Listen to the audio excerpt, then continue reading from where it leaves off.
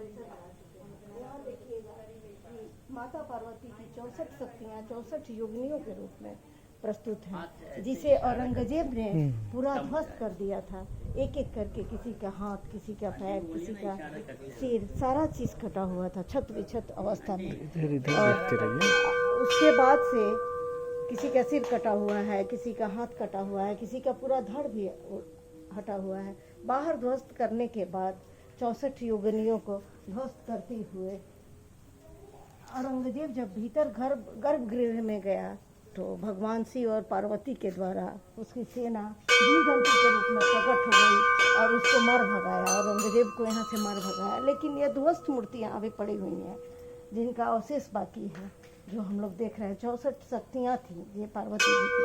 फिर माता ने आशीर्वाद देकर 64 योगिनियों को जीवित रूप में दिया और सारी मूर्तियों का कोई, किसी का हाथ, किसी का पैर, किसी का सिर, किसी का धाड़, किसी का कुछ ध्वस्त है।